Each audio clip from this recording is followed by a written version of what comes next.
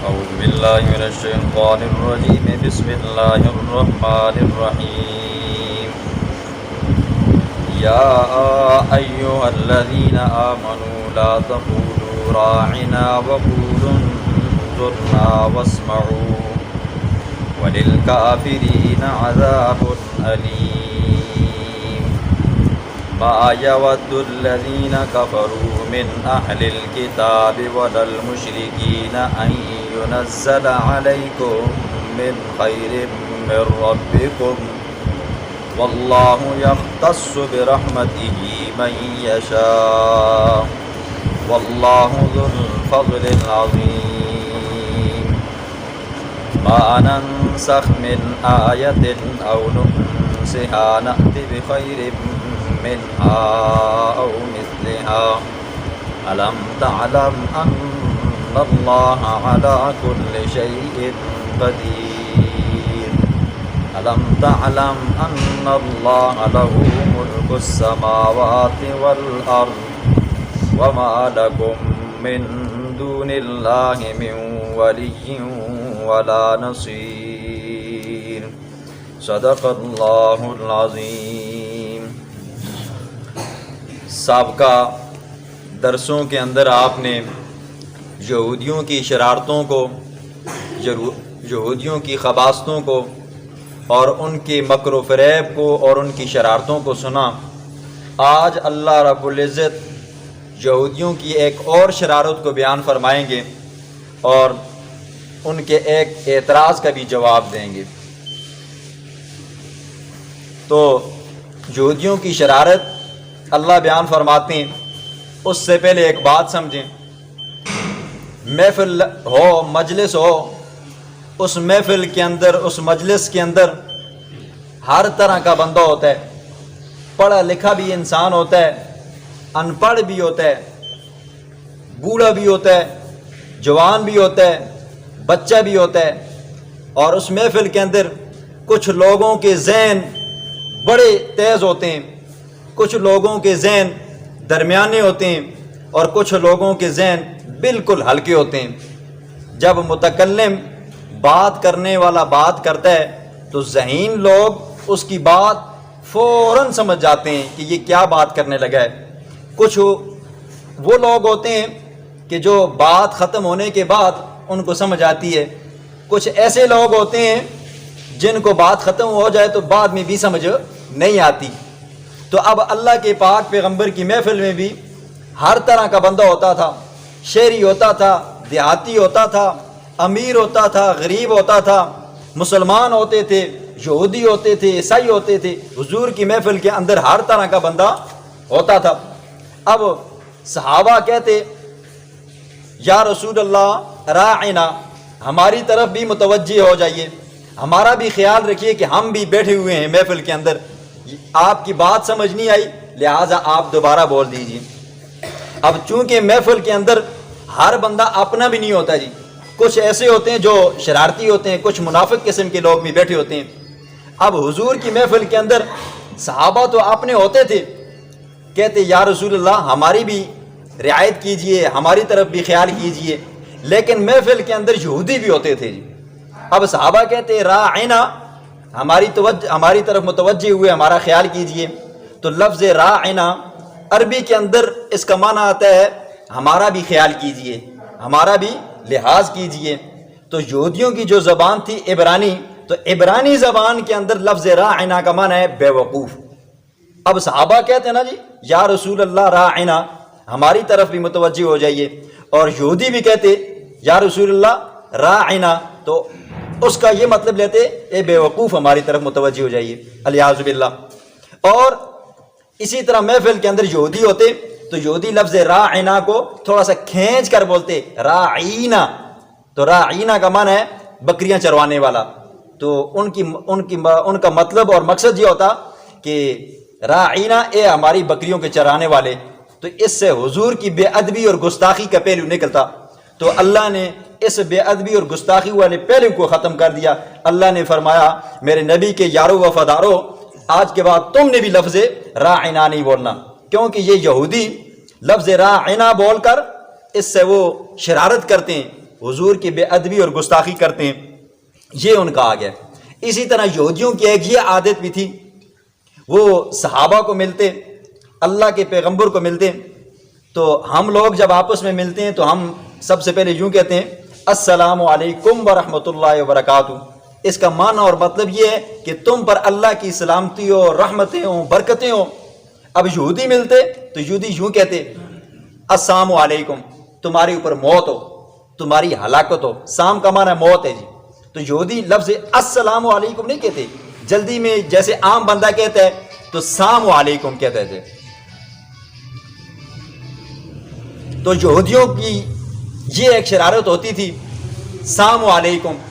تو مائی عائشہ صدیقہ رضی اللہ تعالیٰ عنہ فرماتی ہیں، ایک مرتبہ اللہ کے پاک پیغمبر اپنے حجرے مبارک میں تھے، تو حجرے کے اندر ایک جگہ پہ پردہ لگا ہوا تھا، ایک یہودی آیا تو آ کر حضور صلی اللہ علیہ وسلم کو کہنے لگا السلام علیکم، جلدی میں کہا۔ تو اس سے دعائیہ کلمہ مقصود نہیں تھا، بلکہ وہ حضور کو بد دعا دے رہا تھا۔ تو حضور نے بھی کہا وعلیکم، جو بد دعا تو نے مجھے دی ہے وعلیکم تم پر بھی ہو۔ تو مائی عائشہ صدیقہ رضی اللہ تعالیٰ عنہ نے اندر سے اس کو سخت الفاظ بولے دل میں۔ تو جب حضور کو آواز آیا، حضور نے پوچھا عائشہ آج بڑی سخت غصے میں تھی، تو حضور کہنے لگی یا رسول اللہ آپ کو پتہ ہے اس یہودی نے آپ کو کیا کہا ہے، آپ پر موت واقع ہو۔ تو حضور نے فرمایا عائشہ میں نے بھی نرم جواب دیا، لیکن میں نے یوں ہی کہا وعلیکم تمہارے اوپر بھی ہو، لیکن تم نے بڑا سخت۔ یہ یہودیوں کی شرارت تھی۔ صحابہ کی محفل میں بیٹھتے، شکلیں ایسی بنائی ہوتی تھیں کہ ہم بھی بڑے مومن ہیں جی، اندر سے منافق ہوتے تھے، جڑیں کاٹتے تھے جی۔ یہ تو صحابہ کے ذہن خراب کرنے کے لیے لفظ راعنا بولتے، اور اس سے ان کا مقصود کیا ہوتا کہ حضور کو بے وقوف کہتے الیاذ باللہ، یا لفظ راعینا کھینچ کر بولتے، مطلب یہ ہوتا اے ہمارے چروائے۔ تو اللہ نے صحابہ کو بھی منع کر دیا کہ ایسا لفظ ہی مت بولو جو مشتبہ ہو حضور کی شان میں کیا ہو جی، گستاخی ہو۔ آخر میں ایک ان کا سوال تھا، یہودیوں نے کہا جب یہ اللہ کی کتاب ہے، سچی کتاب ہے اور پیغمبر بھی سچا ہے، تو پھر یہ بتاؤ اللہ قرآن کے اندر ایک حکم نازل کرتا ہے، پھر اس حکم کو منسوخ کرتا ہے، اس کی جگہ پہ دوسرا حکم نازل فرماتا ہے، یہ اس کو کہتے ہیں نسخ۔ تو یہ علمی بحث ہے، علماء کی بحث ہے، عوام کی بحث نہیں ہے۔ تو نسخ، تو وہ کہنے لگے یہ کیسے اللہ کا کلام ہو سکتا ہے، اللہ کو پتہ نہیں ہے آج یہ حکم نازل ہو رہا ہے کر رہا ہوں اور کل اس کو تبدیل کرنا پڑے گا، تو اللہ ایسا حکم ہی کیوں نازل نہیں کرتا جو پہلے کے لیے بھی ہو، بعد کے لیے بھی ہو، اس کے بعد لوگوں کے لیے بھی ہو۔ تو اس کا جواب بہت سارے دیے ہیں، لیکن مجھے جو پسند آیا وہ حضرت قاسم العلوم والخیرات حضرت مولانا قاسم نانوتوی رحمہ اللہ نے جواب دیا۔ حضرت قاسم نانوتوی رحمہ اللہ کا ایک یہودی پنڈت کے ساتھ مناظرہ ہوا، بحث مباحثہ ہوئی، تو اس یہودی نے، اس پنڈت نے، ہندو نے یہ حضرت پر سوال کیا کہ آپ کہتے ہو کہ قرآن سچی کتاب ہے، تو پھر اللہ نے اس کے اندر ایسے احکامات کیوں نازل کیے ہیں؟ پہلے ایک حکم نازل کیا، پھر دوسرا حکم نازل کیا۔ اب اس کی مثالیں کیا ہیں؟ اللہ نے پہلے اپنے پیغمبر کو حکم دیا کہ بیت المقدس کی طرف منہ کر کے نماز پڑھو، تو حضور نے اور صحابہ نے 16-17 مہینے بیت المقدس کی طرف منہ کر کے نماز پڑھی۔ پھر اللہ کا حکم ہوا اب بیت اللہ کی طرف نماز کر کے پڑھو۔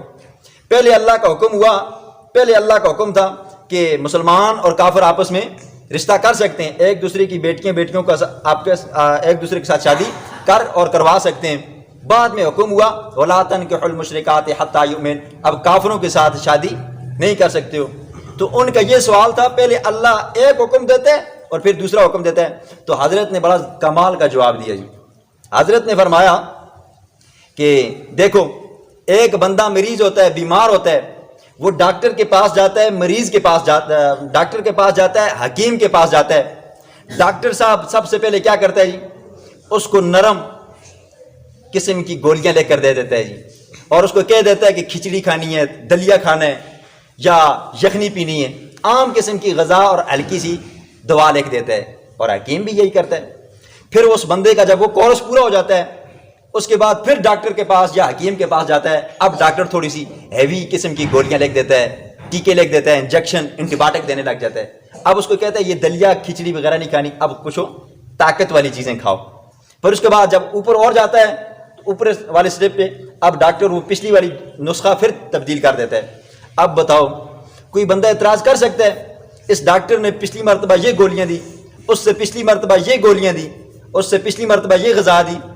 جب اس ڈاکٹر کے اوپر کوئی اعتراض نہیں کر سکتا، کیونکہ ڈاکٹر نے مریض کو اس کی جسمانی اور بیماری کے اعتبار سے اور اس کی حالت کے اعتبار سے اس کو سب سے پہلا نسخہ دیا، کہا کہ یہ گولیاں کھانی ہیں اتنے ٹائم پہ کھانی ہیں اور یہ غذا کھانی ہے اتنے ٹائم پہ کھانی ہے۔ اس کے بعد جب دوبارہ جاتا ہے بندہ تو اس نے نسخہ تبدیل کر دیا۔ ڈاکٹر کو پتہ ہے اب اس کی بیماری ختم ہو رہی ہے، مزید پرہیز کرے گا تو وہ ڈاکٹر نسخہ تبدیل کرتا رہتا ہے۔ ایسے ہی اللہ نے کیا کیے جی، نسخے تبدیل کیے، تو اس پنڈت کا منہ بند ہو گیا۔ یہ حضرت نے جواب دیا، کمال کا جواب ہے جی۔ تو اب کوئی بندہ یہ اعتراض نہ کرے کہ اللہ نے پہلے حکم کیوں نازل کیا پھر اس کو منسوخ کیا، منسوخ کرنے کے بعد اب دوسرا حکم نازل فرمایا۔ اللہ نے اس کا خود بھی ایک جواب دیا، وہ ترجمے کے اندر آپ کو سمجھ آ جائے گا۔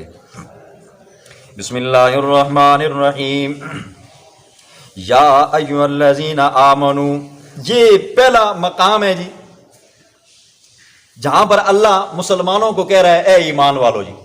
88 مقامات ایسے ہیں جہاں پر اللہ نے مسلمانوں کو کہا ہے اے ایمان والو، اے ایمان والو، ڈائریکٹ اللہ نے خطاب کیا ہے۔